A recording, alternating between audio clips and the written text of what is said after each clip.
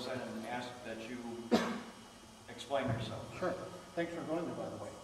I've been there a few times. Good. Mr. Ribble, you wrote on your website that someday some state government, backed by its citizens, will stand up against the federal government. I have to ask this question in response, and ask that you explain yourself. What is your response to Texas Governor Rick Perry and former Alaska Governor Sarah Palin having hinted at secession? Oh. Yeah, okay, that's a whole different thing than what I was implying there. I was implying more like what Jan Brewer just did in Arizona.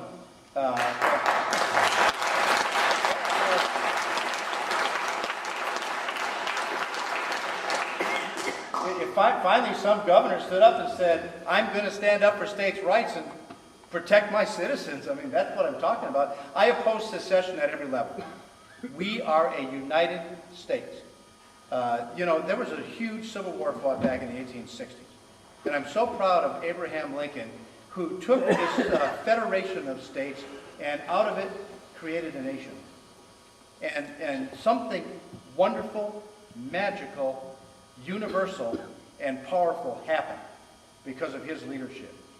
And he did it through a tremendous speech that he gave at his second inaugural address, where we had a split nation.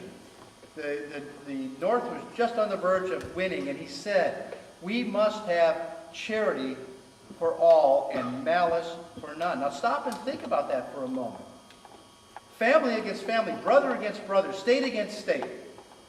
And he said the power of this union, the grace of this nation is built in its people's ability to care for each other. And he challenged the American people to put aside malice. And the word charity in its truest biblical sense, and the way he meant it, is love. He said, we need to love these people that we fought against, so that when they come back into this union, we are once again a United States. So the answer to your question is, I oppose secession. Thank you very much.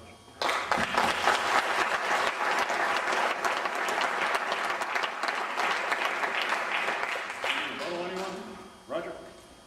I'd just like to, add to that. We've got American people right now that are looking for someone to stand up to their federal government. And you look at what's happening in the Gulf Coast right now, and with that oil spill with BP, and you've got a governor in Bobby Jindal who's beginning to stand up to the federal government. I wish he would stand up a little more forcefully. He's trying to protect his state. He's trying to protect the livelihood of their citizens, and he has to buck the federal government, the Obama administration, and the EPA. I was telling the Republican Party doesn't have a candidate for president right now. I told someone, we were discussing it, and they told me that if he stands up and puts these sand barriers and rock barriers in their coastal reefs against what the Obama and the EPA is saying, that he believes that he'd be thrown into office in this next election. You know what? I kind of agree with him, because we're looking for a fighter who's going to stand up to Washington and say no more.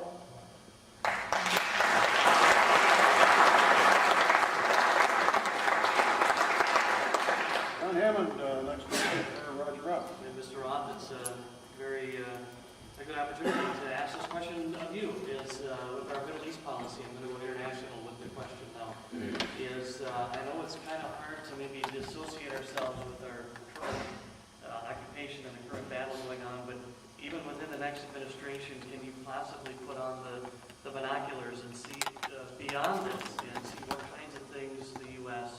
can do to help curb this relationship that we and the world have with the Middle East? Or does the next administration still have to focus on this kind of miring that we're in with that situation?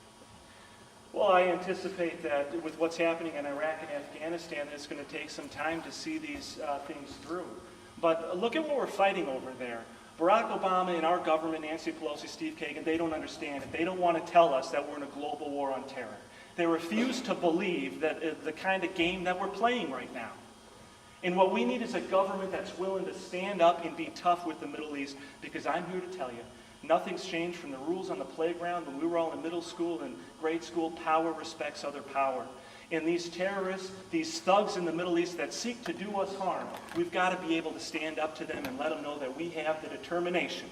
We're willing to stand up to them, and we will fight them to protect our nation, to protect our people. And I think that's what happened in the 1990s. We became a little bit soft with them. And they've sensed that. And I fear right now with President Obama going around the world and kowtowing to dictators that they're sensing some weakness, that they're sensing that we're getting soft again. When what we ought to do is to stand up tough. President Roosevelt, Theodore Roosevelt had this expression. He said, "Speak softly and carry a what? A big stick." And that's what we ought to do in today's day and age. I call it the olive branch and the 2x4. Hold out an olive branch to all nations of the world and say, we're willing to work with you, we're willing to be peaceful, but be ready with that 2x4 if they seek to do us harm. If anyone anywhere in the world seeks to bring destruction and havoc upon us like they did on 9/11. Thank you.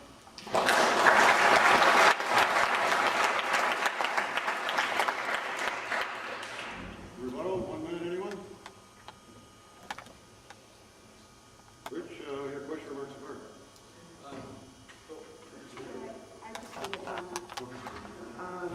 When I worked my way through graduate school, it was in foreign policy and international relations.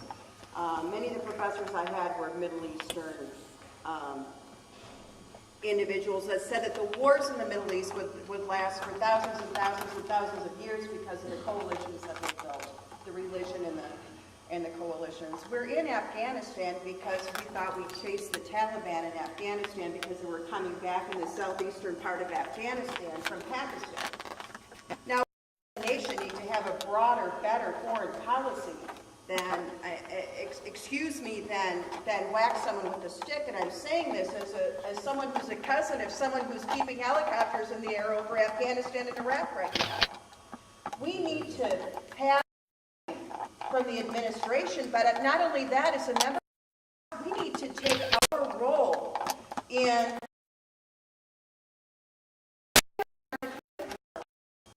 we have not stepped up.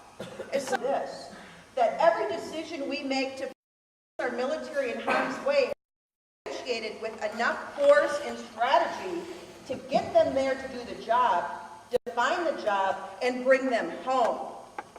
It can't be about words. It has to be about whether or not we have the intellectual firepower to get the job done. And number one, keep our borders and safe. Thank you.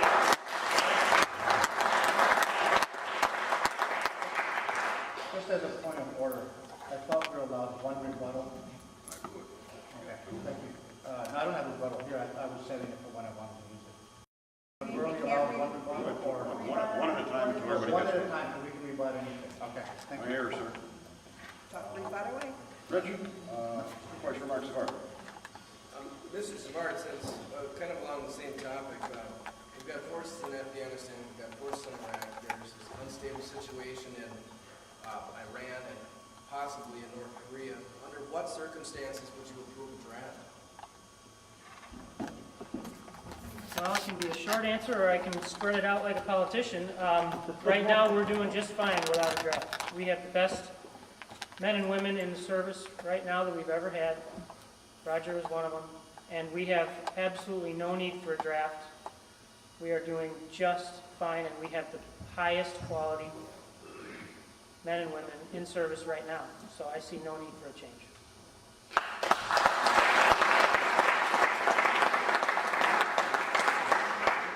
The question was, under what circumstances would you approve?